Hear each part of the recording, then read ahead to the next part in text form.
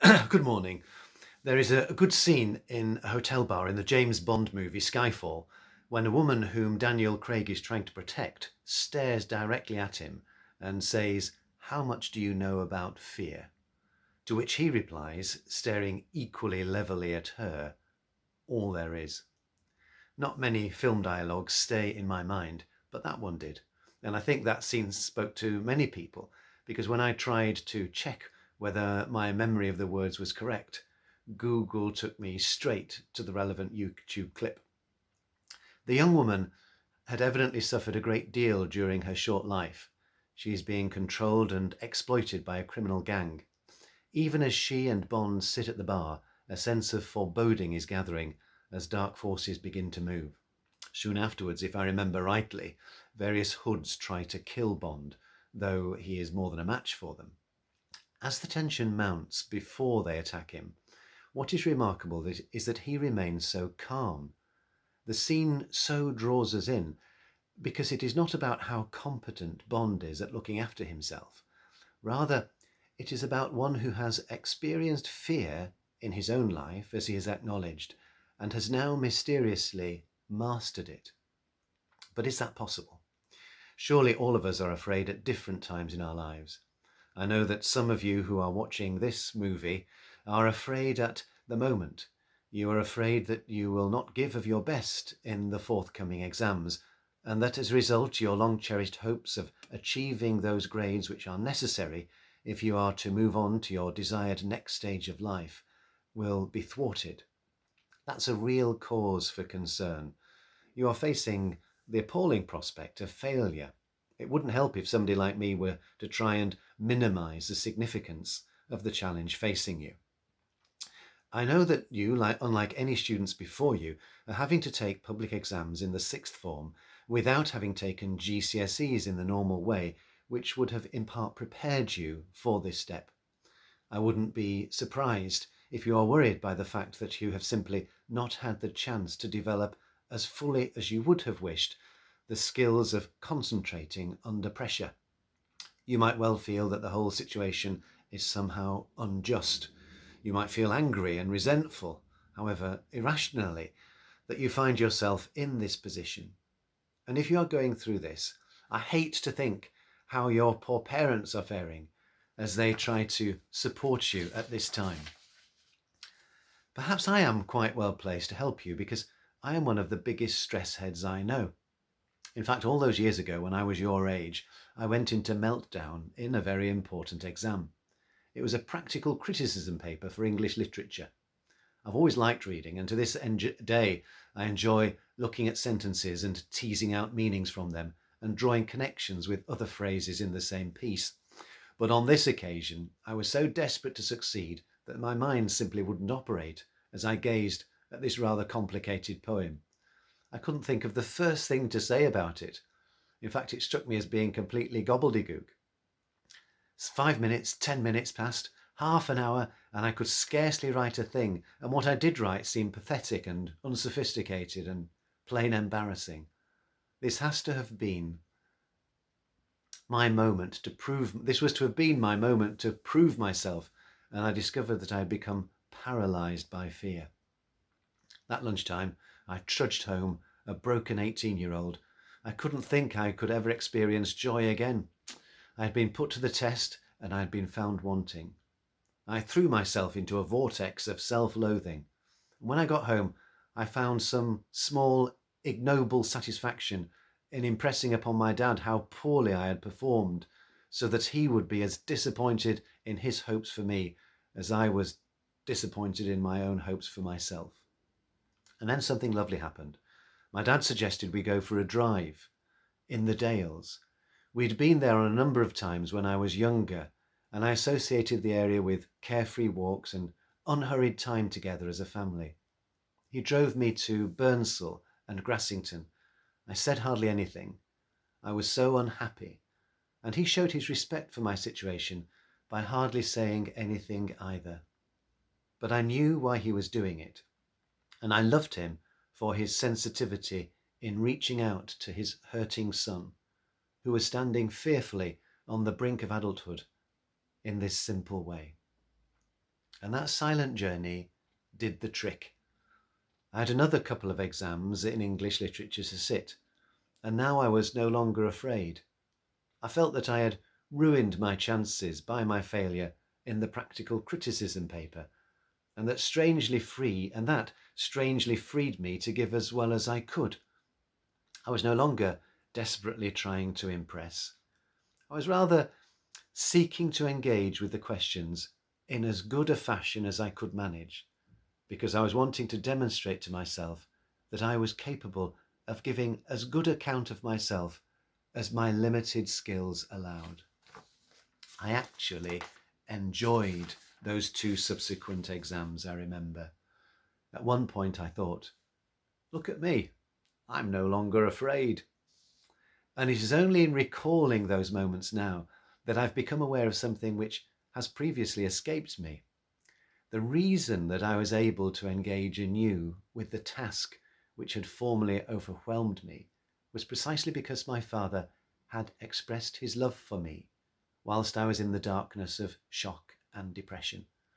I still wanted to do as well as I could, but I'd now glimpsed the reality of who I was more fully than before, and that had brought me peace.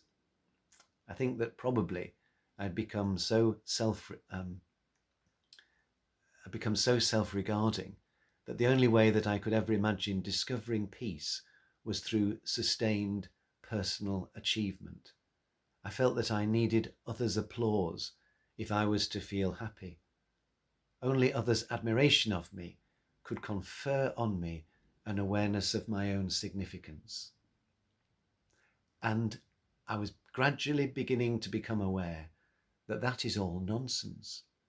It's very natural that in our late teens we should become self-absorbed. I say that without wishing to sound patronizing. We might describe this as a necessary part of our psychological and emotional development. So much is changing in our lives and at such a rapid pace at your time of life that we need to give the time to taking in everything that is happening in our lives. And during these years, it is very easy for us to associate personal worth with success, however precisely we or others might understand that to be. But my worth does not depend upon my grades. We need to acknowledge this fact head on. If we don't, we will live in a state of unreality, which will be characterized by ongoing fearfulness. We'll think, well, thank goodness I have done all right in that exam, but if I fail the next one, that will prove that I am simply a complete loser who has failed to build on previous achievements. In this state of unreality, the time can never come when we can feel relaxed. We will be constantly prone to bitter self-excoriation. I thought I'd throw in the word excoriation because of my love of literature. But if we find ourselves in this situation, that means that the devil, the father of lies, has got one over on us.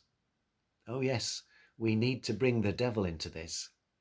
He likes to remain in the background, silently poisoning our minds and robbing us of peace. He hates us because God our Father loves us.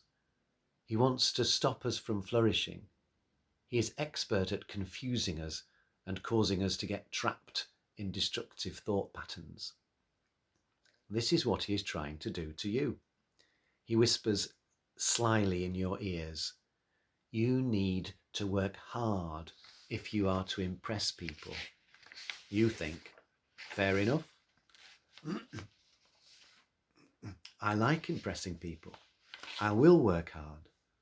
And then the devil draws your attention to the fact that another student is better than you at a particular subject.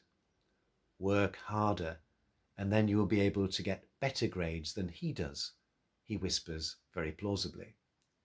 Fair enough, you think. There's no harm in a bit of honest competition. Then the devil points out that however hard you work, it seems that you will never be able to match this other student's grades. He puts such pressure on you that friendly rivalry becomes suffocating envy. And then the devil invites you to consider how it is that you are so hopeless, and he offers you a way out of your self-recrimination, namely any harmful activity which offers you a temporary high.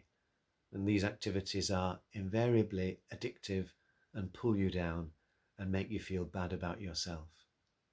And then he leaves you in your unhappiness, glad to have frustrated for the moment God the Father's plans for you. You will be able to tell by the way that I am recounting this story that I have been through this myself. Indeed, fearfulness and envy continue, I regret to say, to be part of my life, which is a bit shocking given that I am a priest. Sometimes, ridiculously, I get so anxious about doing something that I am well capable of doing that I feel effectively paralyzed. And sometimes another priest can seem so accomplished in my mind, whether that be because he is holy or because he is really well organized or a good speaker or because he's got a great vision for pastoral work or whatever, that I do not feel happy that such men exist in the church. I just feel miserable that I am not more like him. I would have hoped that I would have made more progress by this stage in my life. But I am sad to report back 40 years on from where you are that my personal development has been, in many respects, deeply disappointing. Yet here is the thing. Increasingly, when I veer into unreality, becoming needlessly anxious or comparing myself without reason to others, I am now aware of what is happening. I am aware that the devil is robbing me of joy through persuading me to denigrate myself. And each time that I realize what is happening, well, it's very similar to how I felt a few years ago when Bradford City defeated Chelsea 4-2 in an FA Cup tie, having been 2-0 down, and Chelsea's then manager Jose Mourinho went into the Bantams dressing room and shook the hands of each of the Bradford City players. In other words, it's a moment of high relief when I become freshly aware of my capacity to move forward in my life, to become always more the man whom God my Father created me to be. The more I reflect upon my own relationship with fearfulness, dear students, the clearer it is becoming to me that the apprehension that some of you may currently be experiencing in the run-up to these public exams is not something that you simply have to deal with and move beyond, but rather it is a golden opportunity for you to entrust yourself more completely to the protection of God our Father in heaven. In other words, it's a religious moment. Sometimes, I know, it feels as if faith is at a remove from our ordinary lives.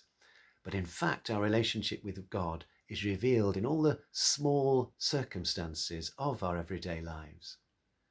God is at work in our human experiences if we just take the time to discern his presence.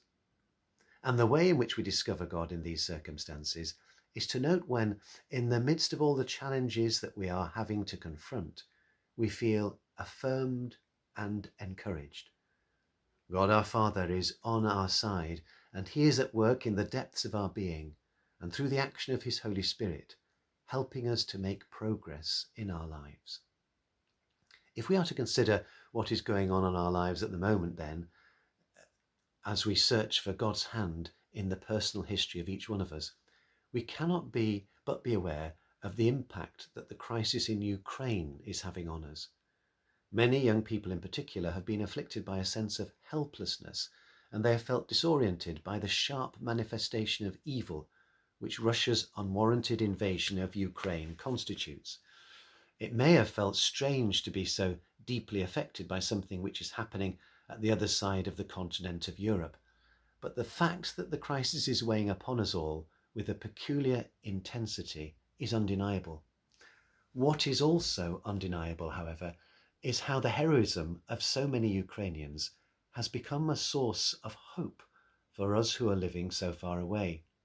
We read, for example, of Ukrainian immigrants in our own country, or ex-British soldiers gathering in small groups on the Polish border, and they're going to fight in a war that they could easily have avoided. They have put to one side any fear that they're experiencing at the prospect of fighting such a well-equipped and ruthless enemy, and they are applying themselves to the task in hand of defending this nation, using whatever relevant skills they possess for this purpose. As I have read some of these stories, I have recalled another scene in a film which greatly struck me, which I saw a good number of years ago. It is called Of Gods and Men, and it recounts the last days of a community of Trappist monks in Algeria in the 1990s. They find themselves caught in an unenviable situation. An authoritarian government and an Islamicist revolutionary movement are locked in a bitter and bloody conflict, and both suspect the monks of being sympathetic to the other. Several of the monks think they ought to get out of Algeria and return to France, their homeland. But in the end, despite their misgivings, they discern that they can best serve Christ by continuing to give witness to him in this deteriorating situation. Each of them undergoes a new personal conversion as they struggle interiorly with the awfulness of their situation. At one point, one of the monks realizes that he is no longer afraid. He is chatting to his religious superior, and at the end of the conversation he stands up and says, "I am free, make way for the free man," and then he leaves the room. He couches his words humorously, but the significance of what has happened within him is obvious for all to see. Through an extraordinary gift of grace, he has been profoundly changed. It is nothing less than a manifestation of the kingdom of God in his life. And then only yesterday, I was speaking in a Zoom call with some parents of children who are preparing for the first sacraments, and I heard another story which was a source of encouragement to me. One of the mothers shared an incident involving St. Teresa of Benedict of the Cross, who was a noted philosopher in the 1930s in Germany and who was a Jewish convert to Catholicism, becoming a Carmelite sister. She was arrested and sent to Auschwitz, where she died. One eyewitness recounted that while she and so many of her fellow Jews were in the cattle trucks which were used to transport them to Auschwitz, she remained serene despite the dreadful circumstances. She offered hope in a situation of hopelessness. While fear very naturally engulfed others around her, her trust in God was such that it was a proof against her. Hearing that story yesterday, I was reminded of the first words of another saint and a man who had a great devotion to St. Teresa Benedicta of the Cross, Pope John Paul II, who is now also, of course, a saint. When he emerged onto the balcony at St. Peter's, having just been elected Pope, his first words to the world were, "Do not be afraid." It was electrifying. Here was a man who had lived through the bloody carnage of the Second World War and the subsequent slow-burning terror of Soviet occupation of his homeland. Still, he declared, "Do not be afraid." It was the phrase that the Archangel Gabriel used when speaking to Mary at the Annunciation, that Jesus used with Peter when he called him to follow him, and that recurs again and again in both the Old and the New Testaments. God is always calling those who follow him not to be afraid. For through the death and resurrection of his Son, our Lord Jesus Christ, God has conquered the kingdom of darkness that threatens us.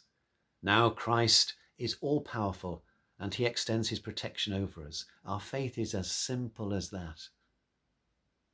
Years after my father had shown his love for me by driving me around the Yorkshire Dales, offering me gentle support in the midst of my disappointment at the age of 18, I showed my love for him by driving him along the same route.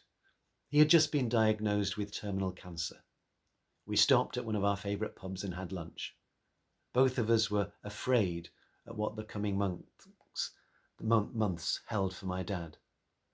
The nature of our conversation is too intimate and important to describe to others, but suffice it to say that in those precious moments I became especially aware that God was gently drawing each of us to himself, and indeed that there is no longer any reason for us to be afraid.